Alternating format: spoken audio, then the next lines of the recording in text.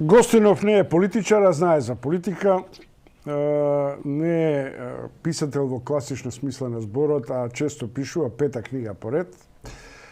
Таа е попозната во еден период со својата редица колумни во вестниците доека тие се продава. И нејзин најчест збор во колумните, а често пати тој велев или ти не достига или ја бараш, беше љубов, да се сакаме. Елиндида Кадриум. 5 книга на невообичаен начин. Тоа е класичен пример на Линдита, која од Скопје избега во Тетово, затоа малце подосна. Зошто ја сакам короната? Така е насловена книгата. Притоа, сосема е сигурно дека короната ни го поремети животот. Како ти го успеваш да ја сакаш короната? Заради своите интимни предизвици или заради општиот амбиент во кој се наоѓаме во потреба на комплетна една стагнација, обштествена, културолошка? За интимните причини кон крајот на одговорот, а сега вака мојот однос кон корона. Јас се обидувам да бидам верник и сметам дека човек умира поради судниот час, кој што е определен пред да кога ние веќе доаѓаме на овој свет.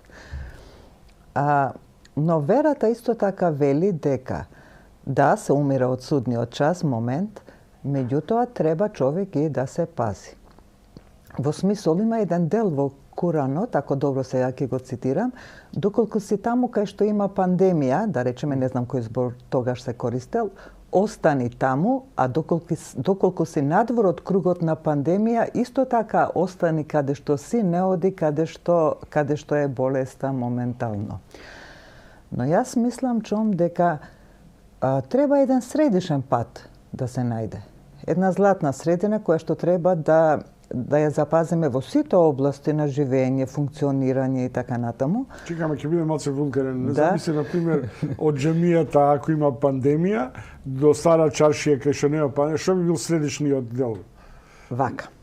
Средишниот дел би бил: не мора да се клањаш во џамија, доколку луѓето се збиени. Можеш дома истиот себап ќе го добиеш.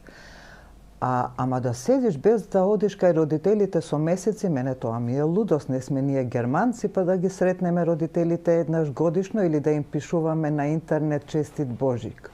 Јас да не ја видам мајка ми со месеци, па и она јас ќе бидеме зрели за кај таравари. Никако не. Чекај сега, Линдина. Еден интересен, тоа е, у последните 2 книги ти се провлекува. Бидејќи е прекината комуникацијата, една нова комуникација која станува сега стил на живот, тоа е дигитализација и така натаму, ти го користиш во презентацијата на мејлите. Тука употребуваш дури имиња до сферата на интимноста, до транскрипција на своите соништа, прв љубовник, втори љубовник и така натаму. Немој. Моите љубовници се бројат на прстите на една рака. Јас сум старомоден тип. Компонента. Дали мислиш дека после оваа коронија ние ќе останеме без есенцијата на љубовта и на комуникацијата? Не мислам. И мислам дека секој треба да го најде својот модус како да се справи со короната. Јас не се согласувам со тоа дека е стигната нова нормалност, не, доколку ние остануваме нормални. Како јас живеам, например, чом. Без да излезам во кафуле да пием кафе, стварно не можам да функционирам. Без да изгушкам луѓе што ми се блиски и драги, не можам па да се и од сида болни. Па кај е средишниот дел тогаш? Средишниот дел е што не морам да ги изгушкам сите што ја сакат мојата преградка. Тие се многу. Вклучително и удварачи, така се вика на македонски, додворувачи, да. За некој од нив и таму пишувам. Кај мене има еден парадокс. Сега не знам ова дали се кажува во емисија. Колку што сум постара, а баја ги години имам, толку нивниот број се зголемува. Не знам чом како ти го објаснуваш. Знаеш како е, што повеќе имаш мастрав на масата, повеќе си апетитлија. Линдита Кадриум. не ја напушнеш литката на потреба и потрага по љубов. Тоа особено ти беше димензијата на колумните во Дневник и така натаму. Често пати ти забележував дека и во време на воена хистерија и на внатрешни дехуманизација на етничките односи, ти бараше љубов. Дали сега мислиш дека реалната состојба меѓучовечка ги потисна и меѓуетничките релации? Ај уште еднаш прашањето. Дали мислиш дека сега, наспроти тие долгорочни меѓуетнички конфронтации, сега во отсуство на љубов ги крши кохезивните ткива? Аха, вака. Јас мислам дека луѓето помалку се преморени од меѓуетничките тензии и мислам дека тие меѓуетнички тензии се на екран, а не се во живот. Кому му е гајле дали тој со кого што ти соработуваш во бизнис, например, се вика Горан или Шабан? Кому му е гајле? За околу другарства. Нема многу другарства во Македонија мешани, нема многу, а секако дека ги има. Нема многу бракови. Знаеш ли, например, дека во Македонија има 1% мешани бракови македонско-албански. Тоа е интересна статистика. Ама па право да ти кажам, бракот и онака е комплицирана институција, па уште и да се докомплицира меѓу, дури и кога има многу љубов, припадници на две етникуми кои што живеат, окей, ама не се во најголема љубов. Уште и две религии различни. Уште и две религии различни, подобро е. Сега ќе ти кажам нешто околу син ми, леле, тој, ама он и онака не ме гледа, ниту колумни мои чита, ниту телевизиски појавувања не гледа, доволно е што ме слуша лайв, па уште да ме трпи кај што се појавувам. Тој има една, сега девојка, чехинја. Они се запознаа на еден семинар, он студира психологија и таа исто така, потоа продолжија на патување во Рим, па невестата, да речем, а да се они многу млади, ништо не се знае апсолутно, ама мене онака ми се допаѓа да ја насловувам мојата невеста. Она во екот на пандемијата дојде тука 2 недели, па престојуваа во еден чаршиски хотел. Во екот на пандемијата, кога секој седеше дома, па не одеше до супермаркет, дојде тука. И сега за роденденот на Барлет исто така дојде за еден викенд. И сега јас, што ми е зборот? Во ниту една минута јас не размислувам, она не е албанка, она не е муслиманка, гајле немам за тоа. И сметам дека љубовта победува се. Ама тоа затоа што е швајцарка, затоа што е чехиња, а не е македонка, или? Па и Фројд зборува, нели, за нервозата, за неурозата на малите разлики. Ние бидејќи живееме во исто тло, македонци и албанци, сепак немаме многу разлики. Имаме, ама немаме многу разлики. И тоа е Фројд многу убаво кажува за ова во неугодното во културата. Неурозата на малите разлики. Зошто во Босна, например, имаше толку многу крв и најлошата војна таму, бидејќи мали разлики беа меѓу нив.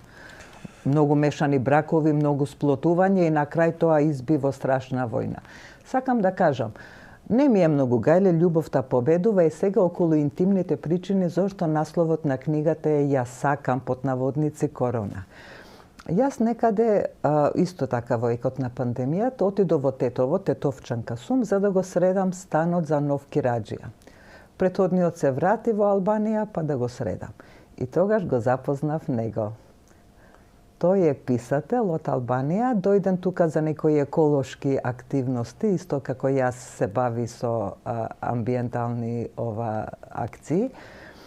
И во меѓувреме границите се затворија и ние се испозалюбивме и таа филмска приказна се уште трае. Ти си антипод на тоа дека момците, младожени или неженети македонци бараат во Албанија жени, ти успеа, се разбира, од Албанија да донесеш маш или сопатник. И остана приковен за Тетово. Да, така е, добро. Линдита, дали чувствуваш дека и на каков начин ќе продолжи на одреден начин конекцијата на пишаниот збор?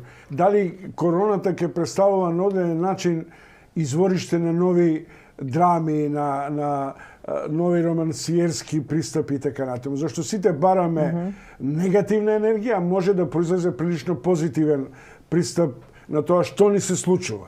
Да.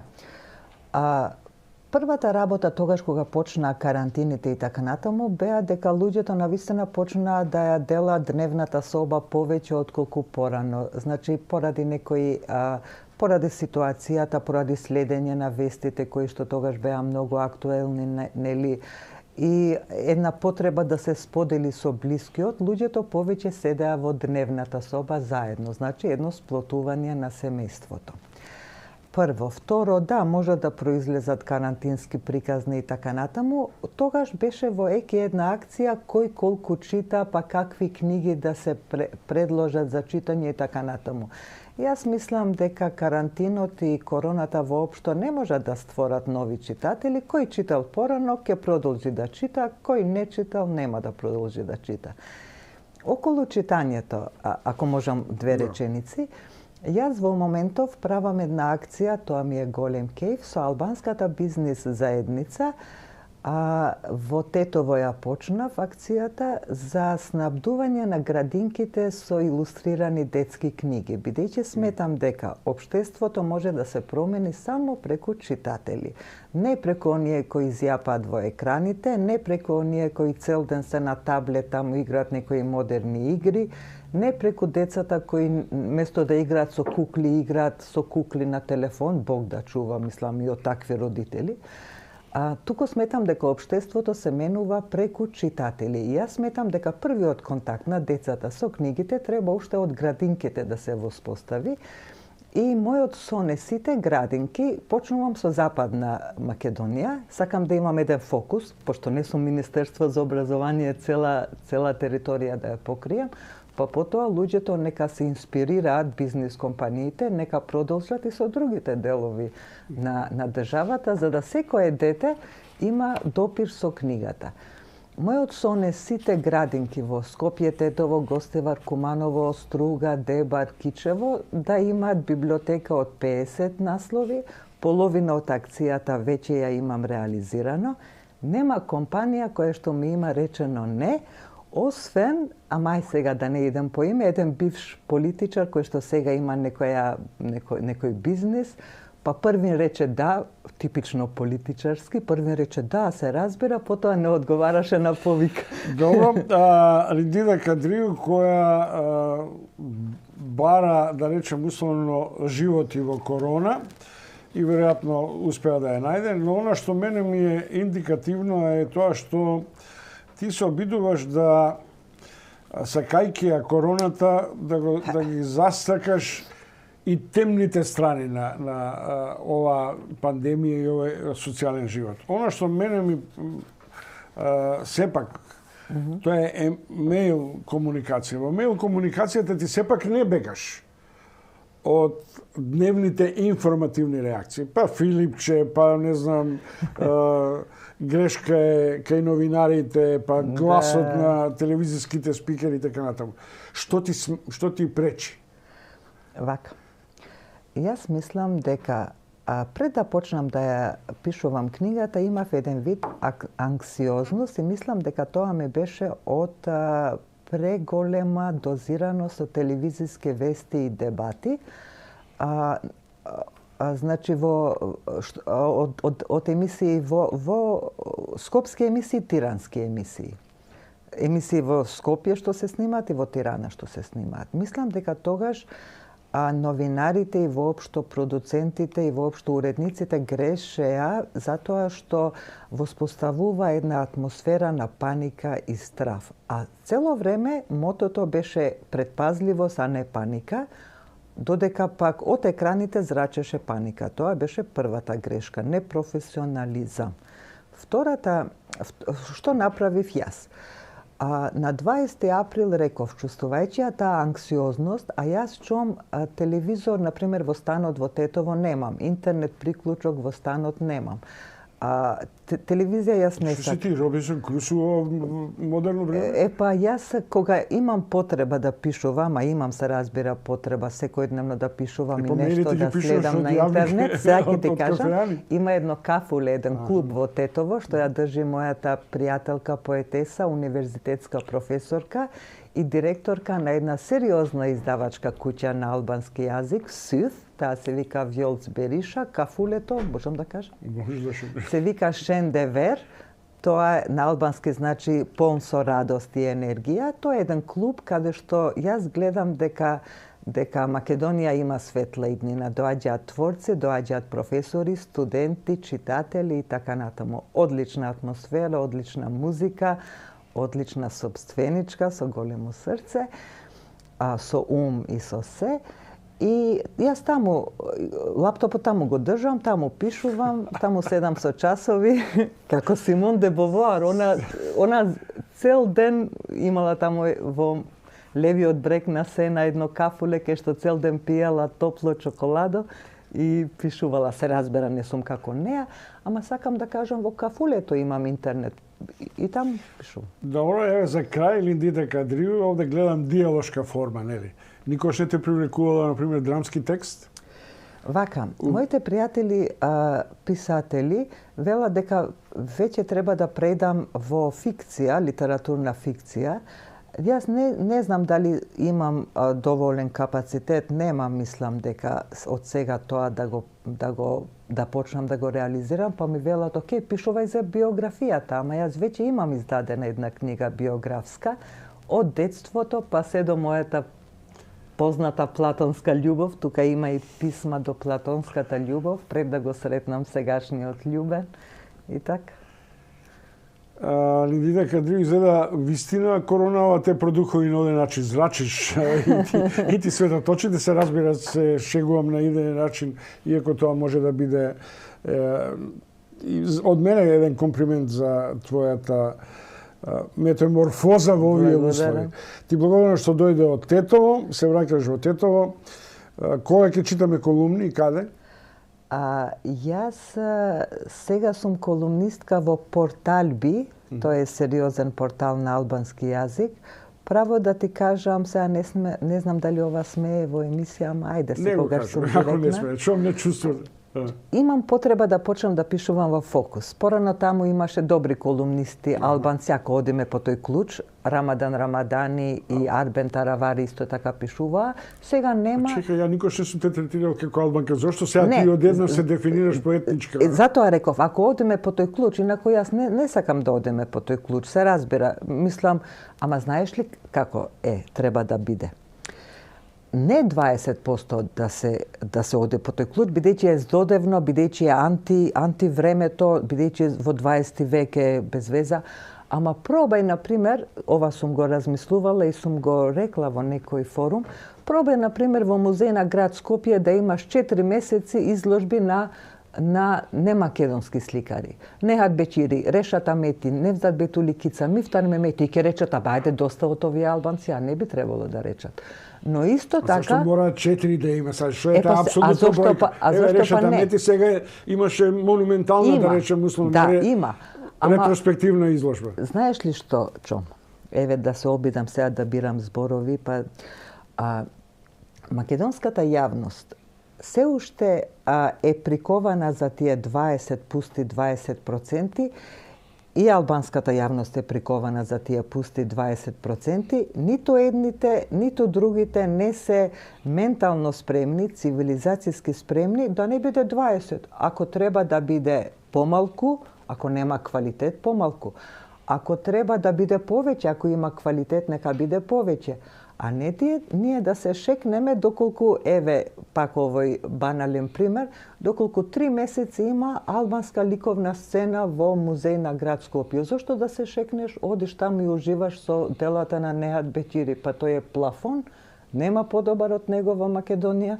Еве, да мој бивш сопруг инаку. Добро. Ти благодарам многу, Линдита Кадрију, како што гледате, поштувани гледачи, си дадов оддишка од овие мои понекогаш банални, прилично банални во смислена реторика, прилично провокативни од аспект на интересот на публиката, така наречени бизнис, обкружување и дела. Можам да кажам, Чом, извини, само една реченица. Да. Книгата многу добро се продава, што ми е кејф. Јас не подарувам книги, бидејќи сметам дека така се ремети литературниот пазар. Не, книгата треба да се купува во книжара. Исто така не сакам пријатели писатели да ме подаруваат книги. Не, сакам да одам во книжара. Ова ќе биде бестселер.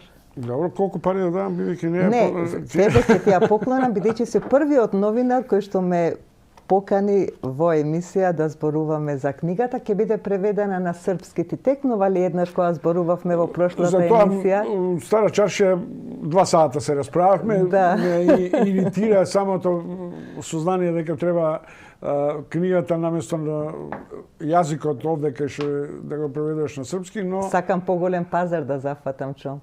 Бидејќи не е само Румена Бужаровска за Белград, има и други кои што се за Белград, на Кнез Михајлова, да го однесам Тахир да ја види мојата книга. Добро, не ти спорам, на крајот гиша твоето субјективно чувство е такво и авторско одредување. Линдина Кадрилов, благодарам што дојде.